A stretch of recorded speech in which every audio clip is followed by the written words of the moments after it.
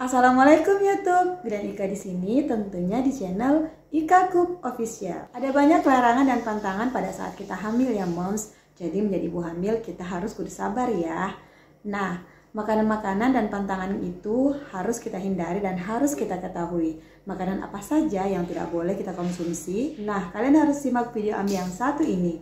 Namun sebelum kalian simak, jangan lupa dulu di subscribe, tekan tanda lonceng di bawah ini, like dan share.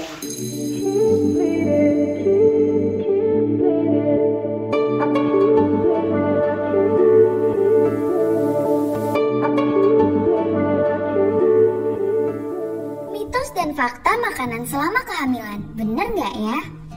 Waktu hamil pasti sering banget mampaps dengar, ih nggak boleh loh makan itu, nanti bayinya jadi begini. Atau enggak, cobain deh minum ini, katanya bisa bikin si kecil jadi begitu loh. Gimana, sering nggak dengar kayak gitu dari orang lain, bahkan dari orang terdekat kita juga? Kadang malah bikin kita dilema nggak sih mams? Padahal nggak semua mitos yang beredar di masyarakat itu benar, malah ada yang berbahaya loh. Jadi pintar-pintar memilah informasi ya mampaps. Yang pertama ada mitos yang katanya kalau lagi hamil, mams butuh makan 2 porsi untuk ibu dan bayinya. Padahal ini adalah salah satu mitos yang menjebak. Ibu hamil memang membutuhkan asupan makanan yang cukup dan bergizi, tapi tidak boleh berlebihan, karena ini beresiko menyebabkan obesitas dan kegemukan yang sulit dihilangkan di kemudian hari. Selain itu, juga berbahaya bagi kesehatan mams dan bayi. Jadi, jangan terlalu fokus sama kuantitas makannya, tapi sebaliknya, fokuslah pada kualitas makanannya. Yang kedua, makan nanas bikin keguguran. Masa sih?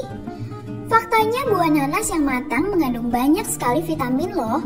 Ada vitamin C, vitamin A, kalsium, fosfor, zat besi, magnesium, kalium, serat, natrium, dan sukrosa. Semua ini baik banget buat tumbuh kembang bayi dalam kandungan. Tapi kalau nanas yang masih muda, itu baru yang dilarang. Karena ada senyawa yang dapat melunakkan otot leher rahim atau serviks. Jadi kalau dikonsumsi akan memicu kontraksi dini hingga bahayanya bisa menyebabkan keguguran. Selain itu juga bisa membuat mams terkena diare, mah, dan gangguan pencernaan lainnya karena rasanya yang asam dan masih berwarna hijau.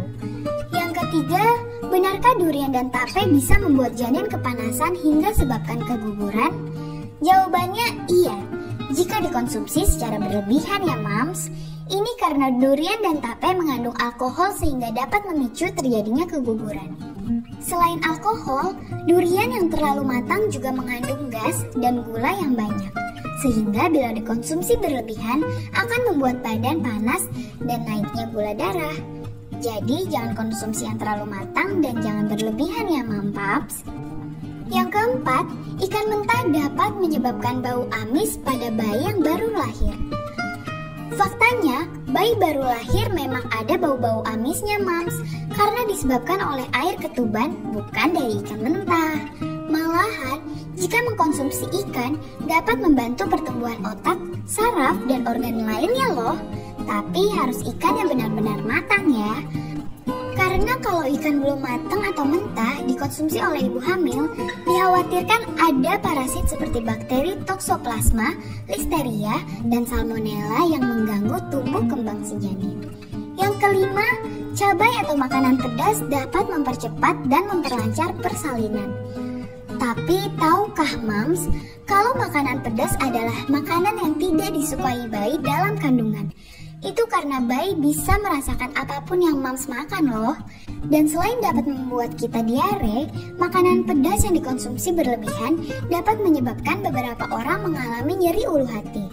Serta dapat menyebabkan produksi asam lambung berlebih yang dapat melukai saluran pencernaan sebelum lambung atau esofagus. Yang keenam, kalau ngidam gak dipenuhi, bayi akan ngiler nantinya. Bener gak ya mitos populer yang satu ini? Sebenarnya ngiler atau ngeces pada bayi itu hal wajar mams, dan bukan karena adanya pengaruh makanan atau ngidam. Ngecas biasanya dialami bayi baru lahir hingga umur 3-6 bulan. Apalagi jika si kecil sedang mengalami tumbuh gigi, jadi nggak perlu khawatir ya Paps. Nggak ada hubungannya kok Mams antara ngidam kita atau makanan yang kita konsumsi selama kehamilan. Terima kasih sudah menonton video Ami. Semoga informasi yang Ami berikan kepada kalian semua bisa bermanfaat. Wassalamualaikum.